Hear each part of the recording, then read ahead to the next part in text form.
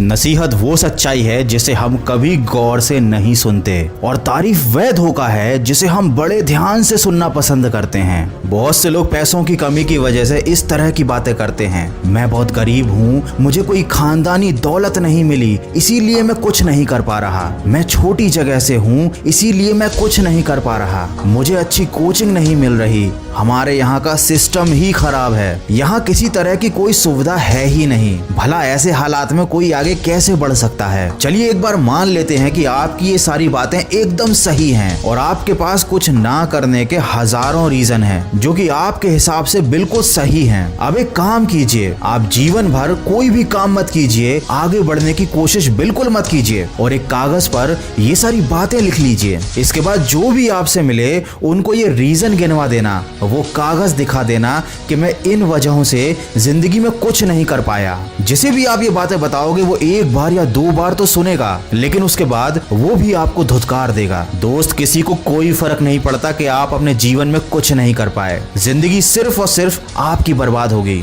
फिर चाहे आपने खुद को कितने भी बड़े रीजन क्यों ना बता रखे हों। जिंदगी भर पैसों की कमी की वजह से छोटे छोटे शौक भी कभी पूरे नहीं कर पाओगे। जब पैसे नहीं होंगे तो माँ बाप को कोई सुख नहीं दे पाओगे। वो अपने जीवन के अंत समय तक मजबूरी में काम कर रहे होंगे और आप सिर्फ अपने जीवन को लेकर यूं ही बैठे रहोगे। लॉकडाउन खत्म होने के बाद अपने आसपास किसी ऐसी जगह या किसी ऐसी होटल में जाना जहां केवल टॉप क्लास के लोग जाते हों। उस होटल का जाकर मेन्यू देखना जहां पर आप खाने बैठे हो तो 5,000 से 10,000 के बीच में बिल बनेगा। या फिर ऐसे किसी कार के शोरूम में जाना जहां मर्सिडीज या कोई महंगी गाड़ी मिलती हो, वहां जाकर देखना ऐसे भी लोग होंगे जो लाखों करोड़ों की कार को ले रहे होंगे और उनको चला रहे होंगे। जब आप ये नजारा देखोगे उस वक्त आपको समझ में आएगा कि दुनिया कितनी तेजी से आगे निकल रही है और आपकी कोई औकात नहीं है। आपने अपनी जिंदगी फालतू के बहानों में निकाल दी। हो सकता है ये जानने के बाद आपको अंदर से महसूस हो कि अब आप अपने हालातों को बदल कर दिखाओगे, इन लोगों से 10 गुना बेहतर जीवन जीकर दिखाओगे और जिंदगी में सफल होकर दिखाओगे। अब बहुत से लोग ये कमेंट करेंगे कि जिंदगी में पैसा ही सब कुछ नहीं होता। तो दोस्त, जब माँ बाप की दवाई खरीदने के पैसे जेब में नहीं होंगे ना, उस वक्त अपनी इस बात को याद कर लेना। अगर आप जिंदगी में सफल होना चाहते हैं तो उसके 7 भेद आपको अपने कमरे के अंदर ही मिल जाएंगे। आपके कमरे की छत ये दर्शाती है कि अपने उद्देश्य हमेशा ऊंचे रखो। पंखा ये दर्शाता है कि अपने मन को हमेशा ठंडा रखो। घड़ी ये बताती है